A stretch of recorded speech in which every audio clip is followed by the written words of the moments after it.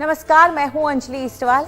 क्या आप जानते हैं कि आरबीआई ने आज अचानक रेपो रेट बढ़ा दिया।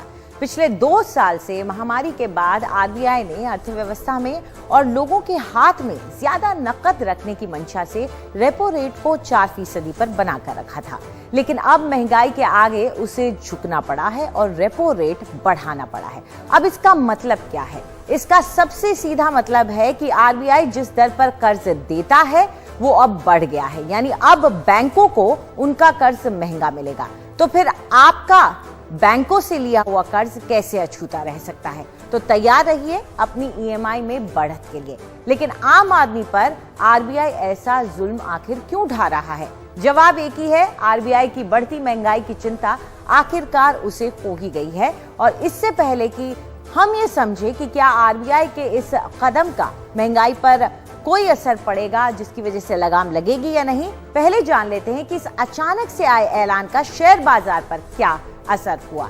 तो अगर हम शेयर बाजार पर नजर डालते हैं तो साफ हो जाता है कि सेंसेक्स में इसकी वजह से 1307 अंकों की गिरावट देखी गई। और ये तब हुआ, आपको बता दें कि सेंसेक्स जो है वो शुरुआती दौर पे आप देख सकते हैं कि 2 बजे के वक्त जब ये प्रेस वार्ता शुरू हुई उसके बाद लगातार गिरता चला गया।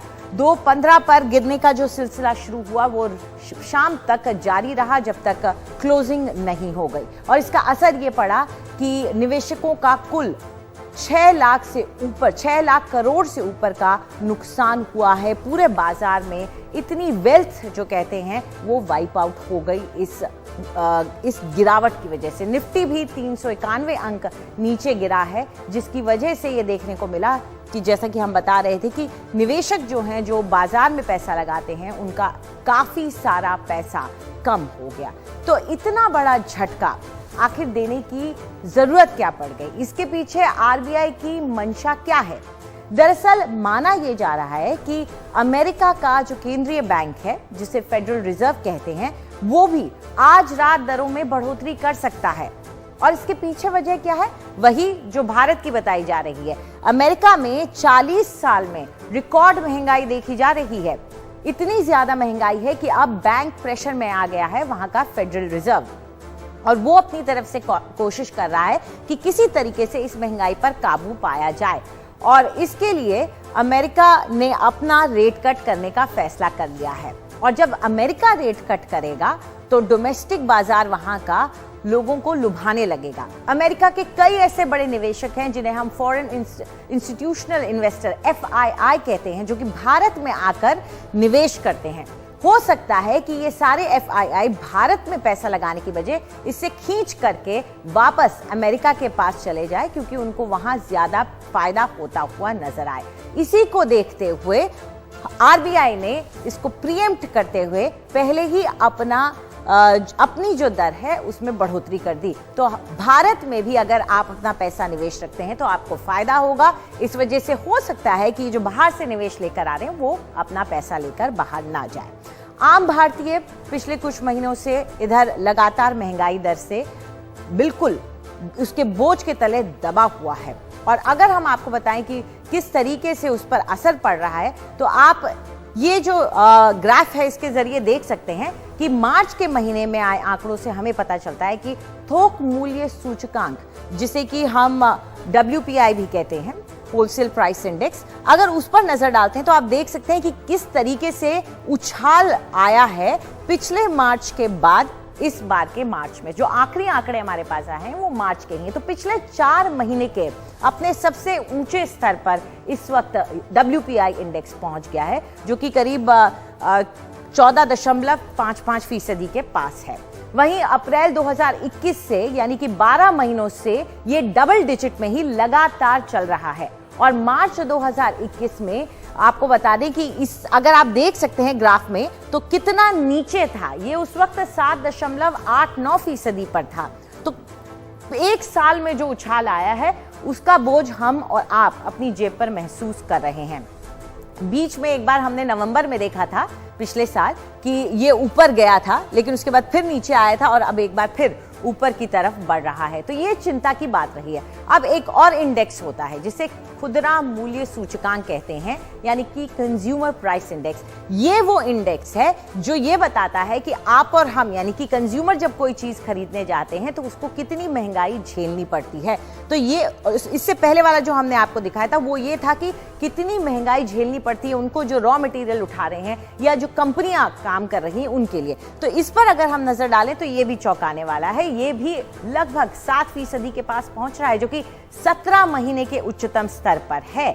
और पिछले 2 साल से आरबीआई जो कोशिश कर रही है अपनी तरफ से वो ये है कि विकास पर जोर हो, और वो इस पर नजर नहीं डाल रही है। उसके लिए विकास ज्यादा जरूरी रहा है कोविड के बाद। अप्रैल में महंगाई जो बढ़ी उसके बाद आरबीआई ने थोड़ी बहुत इसकी सुध ली है और उसने ये बात मानी है कि अब कोविड के बाद वक्त आ गया है कि आप महंगाई के ऊपर नजर डालें। तो ये भी जानने की कोशिश करते हैं कि आखिर महंगाई बढ़ क्यों रही है। फिर समझने की कोशिश करेंगे कि क्या महंगाई से आपको राहत मिलेगी जो कदम उठाया गया उसकी वजह से। तो महंगाई बढ़ने की वजह हम सभी जानते हैं, क्योंकि ये बार बार हमें बताया जाता है कि रूस यूक्रेन जंग की वजह से ग्लोबल सप्लाई चेन पर असर पड़ा है। चाहे वो कई सारी चीजों की सप्लाई हो, चाहे वो फ्यूल की सप्लाई हो, कच्चे तेल की सप्लाई हो, केमिकल्स की सप्लाई हो, मिनरल्स की सप्लाई हो, कुछ मेटल्स की सप्लाई हो, इन सब की सप्लाई पर असर पड़ा है। और उसमें से एक महंगी चीज जो है वो है कच्चा तेल। अब कच्चा तेल लगातार महंगा होता जा रहा है। क्यों? क्योंकि उसकी डिमांड बनी हुई है लेकिन सप्लाई कम होती जा रही है। मार्च में थोक महंगाई दर में इजाफे का सबसे बड़ा कारण कच्चा तेल ही था। उसके दाम बढ़े, उसकी वजह से जो महंगाई है वो बढ़ी थी। मार्च में अगर आप खाने की तेल की बात करें तो उसमें भी आपको बता दें कि 19% की बढ़ोतरी देखी गई थी। खाने के तेल की अगर बात करते हैं, यूक्रेन एक बहुत बड़ा प्रोड्यूसर और सप्लायर है खाने के तेल का, और ये जो बढ़ोतरी हम देख रहे हैं इसका असर खाद्य पदार्थों का असर हम पर पड़ता है। 2 मेन वजह महंगाई की भारत में यही है, तेल की कीमतें और खाद्य सामग्री की कीमतें, यही 2 मेन वजह हैं। तो जंग की वजह से खाने का तेल भी महंगा हो गया है। सूरजमुखी के तेल का सबसे बड़ा निर्यातक यूक्रेन ही है, तो इसका असर हमें देखने को मिल रहा है। मार्च की बात करें तो सब्जियों के दाम में भी बहुत ज्यादा बढ़ोतरी देखी गई थी। मीट और मछली के दाम भी फरवरी के मुकाबले मार्च में काफी ज्यादा बढ़ गए थे।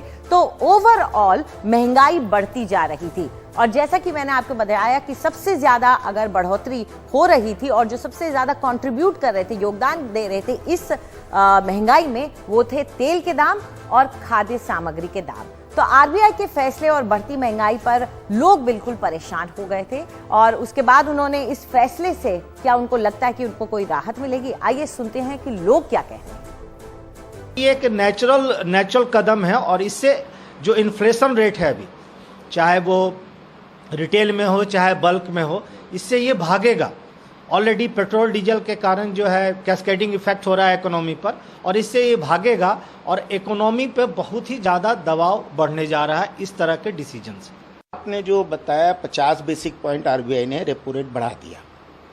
अब समस्या ये है कि आज जो स्थिति है हिंदुस्तान के, अगर स्टेट्स को आप अलग अलग कर दें, एक जिसको बोलते हैं कि सारे स्टेट्स के जुड़ाव करके हिंदुस्तान बना हुआ है, तो अगर सारे स्टेट्स को आप अलग अलग कर दें तो अगर 1-2 स्टेट के रूप में देखेंगे तो स्टेट की हालत श्रीलंका जैसी ही मिलेगी। अभी गवर्नमेंट बोलती है हमने इन्फ्लेशन को रोक रखा है, रोक नहीं रखा है। ये पिछले दरवाजे से नए नोट छापते जा रहे हैं, और वो जब मार्केट में आएंगे इस घाटे की पूर्ति के लिए तो इन्फ्लेशन और बढ़ेगा। देखिए, जब रेपो रेट बढ़ता है तो लोन की ईएमआई बढ़ती है। 1 करोड़ पे करीब 400 रुपए का दंड आम आदमी पर आना है। तो अगर आपने 1 लाख रुपए का लोन लिया तो करीब 40 रुपए आता है 5 बेसिस पॉइंट बढ़ने पे। तो naturally car loan, home loan सभी कुछ महंगा होगा। सरकार से, अगर सरकार सुन रही है, उनसे गुजारिश है कि पेट्रोल और डीजल पर जो टैक्स लगाए गए उनको कुछ कम करने की कोशिश करें, सो दैट महंगाई कुछ काबू में आए। देखिए, भारतीय अर्थव्यवस्था को सुधारने के लिए आरबीआई को रेपो रेट्स तो बढ़ाने ही थे, क्योंकि अगर लिक्विडिटी बहुत ज़्यादा मार्केट में रहेगी तो इससे दिक्कत आएगी, इन्फ्लेशन बढ़ेगा। तो इन्फ्लेशन को कम करने के लिए सरकार इस तरीके से ये सब कार्य करती है, बट ये हमारी बेहतरी के लिए ही होगा। हालांकि इस चीज़ का असर जो है उन मध्यम वर्गीय लोगों के ऊपर पड़ेगा जो लोन लेकर के अपने घर और इन सब के लिए अपना कोशिश करते हैं, उनके ऊपर प्रेशर आएगा। लेकिन मैं समझता हूं कि in the long run it is a beneficial thing for the people of India. देखिए, हमें समझना पड़ेगा कि इस समय ऑलरेडी जो जनरल पॉपुलेशन है, जो जनरल पब्लिक है, वो काफ़ी महंगाई से जूझ रही है। ऑलरेडी पेट्रोल के दाम, डीजल के दाम, हर मतलब एक सब्जी से लेके दाल सब्जी, घर के घरेलू का हर सामान महंगा हो गया है इस समय। अगर और कुछ लोगों की नौकरियां नहीं है, ये भी एक प्रॉब्लम है। अब इसके बाद अगर हमारे बैंक के ये रेपो रेट बढ़ जाएगा तो नेचुरली कॉमन मैन पे बहुत ज़्यादा इसका ऑनस्लॉट आएगा और उसके लिए बहुत मुश्किल हो जाएगा अपने EMIs पे करना। ऐसे ही वो जूझ रहा है, अभी ही महंगाई से वैसे ही है, और अब ये सब चीज़ें महंगी हो जाएंगी तो हमें समझना पड़ेगा कि क्या होता है। मनी का तो रोटेशन होता है ना, आपको फिर हर चीज़ के लिए और ज़्यादा पैसा खर्च करना पड़ेगा। तो ये सब जो लोग बोल रहे थे, ये किसी का अपना कारोबार है, कोई अर्थशास्त्र का ज्ञानी है, वो सब इस बात को समझते हैं कि महंगाई पर काबू पाना आसान नहीं है, क्योंकि ये जो राक्षस है इसको कभी कभार तो आप आसानी से काबू में ला लेते हैं अगर वजह इसकी साधारण हो। यानी कि अगर सिर्फ डिमांड बढ़ी या मांग बढ़ी तो उसकी वजह से महंगाई बढ़ी, तो उसे आसानी से RBI अपनी तरफ से जो इसने कदम उठाया उससे वो उसको कंट्रोल कर सकता है। लेकिन इस बार कुछ और मामला है। पहले कोविड और फिर लॉकडाउन, ये वजह रही है कि इस बार महंगाई बढ़ी है। और लॉकडाउन के साथ साथ रूस और यूक्रेन का युद्ध, इसकी वजह से मांग जो है वो तो वैसी की वैसी ही रही, लेकिन सप्लाई जो है यानी कि आपूर्ति जो है वो बाधित हो गई और तेल की कीमतें और खाद्य सामग्री की कीमतों में उछाल देखा गया, जिसकी वजह से महंगाई बेलगाम हो गई। तो जो कदम RBI ने उठाया है, क्या ये इस महंगाई, बेलगाम महंगाई पर लगाम कसेगा? ये बताने के लिए हमारे साथ हैं संतोष मेहरोत्रा, जो कि अर्थशास्त्री हैं। शुक्रिया मेहरोत्रा साहब हमसे बात करने के लिए। तो पहला सवाल तो यही है कि क्या इस कदम से महंगाई पर अब काबू होगा? नहीं, आप इसमें महंगाई का असर कोई भी नहीं देख पाइएगा, क्योंकि हमारे देश में जो सबसे ज्यादा महंगाई हो रही है वो ईंधन के मामले में हो रही है और खाद्य पदार्थों के मामले में, food inflation and fuel inflation. तो फ्यूल इन्फ्लेशन तो विदेश से हम इंपोर्ट कर रहे हैं, क्योंकि जो तेल है, क्रूड ऑयल है, उसका दाम बढ़ गया है, मगर उस पर मैं अभी वापस आता हूं। और जहां तक फूड इन्फ्लेशन की बात है, ये ध्यान रहे कि हमारे देश में खाद्य पदार्थों का चाहे सेवन हो, चाहे उसके आदान प्रदान हो, चाहे उत्पादन हो, उसमें सारा कैश में लेन देन होता है। तो जब कैश में होता है और ऋण लिया ही नहीं जाता, नहीं के बराबर लिया जाता है, तो उसमें ऋण का और ऋण की ब्याज दर का कोई फर्क नहीं पड़ता। और अगर आप कंज्यूमर प्राइस इंडेक्स में जो वेट्स हैं, कमोडिटीज के वेट्स हैं, उसमें फूड का आधा पूरा जो, अगर पूरा बास्केट अगर 100 को मान करके चलें तो उसमें खाद्य पदार्थ करीब 50% हो जाता है, और उसमें 6-7% और जोड़ लें तो वो ईंधन का हो जाता है। तो इन दो चीजों पे तो इसका कोई असर दिखाई नहीं देता। मगर सबसे बड़ी बात ये, अंजलि जी, आपको ध्यान रखना चाहिए और हमारे श्रोताओं को, कि अगर सरकार गंभीर है मुद्रास्फीति को घटाने में के लिए, यानी कि इन्फ्लेशन रेट को कम करने के लिए, तो सरकार के पास, यानी कि मिनिस्ट्री ऑफ फाइनेंस, वित्त मंत्रालय के पास सारे इंस्ट्रूमेंट्स मौजूद हैं। उनको कुछ नहीं करना है, उनको केवल पेट्रोल और डीजल के पर जो टैक्सेस सरकार लगाती चली जा रही है उसको गिराना है। क्यों? क्योंकि उसका असर बाकी बहुत सारी चीजों पे पड़ता है, और ये सरकार के हाथ में है, न कि RBI के हाथ में। तो देखिए, गरीब देश में सेंट्रल बैंक का इन्फ्लेशन पे कंट्रोल आधे से मतलब 50% से ज्यादा उसका रोल नहीं होता है, जैसे मैं पहले बता चुका। और इस समय सरकार को जिम्मेदारी लेनी चाहिए। जिम्मेदारी अगर सरकार लेती तो वो मुद्रास्फीति घटा सकती है, मगर वो निश्चय नहीं ले रही है। ये बहुत दुखद बात है, क्योंकि गरीबी बढ़ रही है और महंगाई की मार आम आदमी पे, गरीब आदमी पे तो बहुत ही जानलेवा होती चली जा रही है। जी बिल्कुल, तो मुश्किल आप सही कह रहे हैं कि आम आदमी पर बढ़ती जाएगी। तो ऐसे में जो छोटे निवेशक हैं, जो आम आदमी अपना पैसा चाहे निवेश करते हैं या बचत करते हैं, वो क्या करें उसका? देखिए, आज का तो आपने सेंसेक्स और निफ्टी के संग क्या हुआ वो तो देखा, वो तो गिरा है। तो वो ये करें कि अभी खरीद लें, ये खरीदने का समय है, क्योंकि निफ्टी और सेंसेक्स दोनों ही गिरे हैं। और देखिए, कैपिटल मार्केट में जो हो रहा है वो अर्थव्यवस्था में क्या हो रहा है उसमें कोई तालमेल नहीं है। आप ये देख रही हैं कि अर्थव्यवस्था तो बिल्कुल गर्त में है। पिछले 2 साल से महंगाई बढ़ती चली जा रही, गरीबी बढ़ती चली जा रही, बेरोजगारी बढ़ती चली जा रही, मगर जिसके पास पैसा है और वो निवेश करना चाहता है अपनी आमदनी और बढ़ाने के लिए, तो उसको आज की तारीख में तो खरीदना चाहिए। और ये मार्केट अभी वापस ऊपर चला जाएगा, इसमें कोई दो राय नहीं है, क्योंकि there is a total disconnect, Anjali ji, between the financial market and the real economy. और ये जो डिस्कनेक्ट है, जो हम सबको आम लोगों को असमंजस में डाल सकता है, मगर ये विडंबना और ये जो डिसजंक्शन और डिफरेंस और डिस्कनेक्ट है वो चलता रहेगा। तो कोई बहुत अधिक चिंता की बात नहीं है इसमें। एकदम से कोई ये सोचे कि अरे फिक्स डिपॉजिट में पैसा लगा दें, थोड़ा सा फिक्स डिपॉजिट का दाम बढ़ेगा, मगर इतना कम बढ़ेगा कि उससे नाम मात्र का आपको फिक्स डिपॉजिट में फायदा होगा।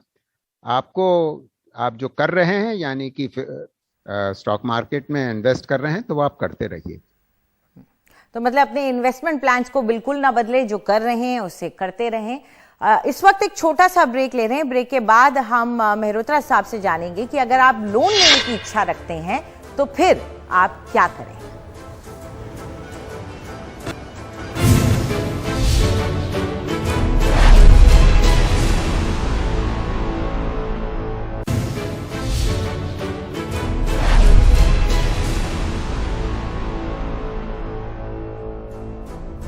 क्या आप जानते हैं, हमारे साथ हैं संतोष मेहरोत्रा, जो कि अर्थशास्त्री हैं। संतोष जी, ये जानने की कोशिश कर रहे थे कि क्या लोन लेने की जो लोग इच्छा रख रहे हैं वो क्या करें इस वक्त।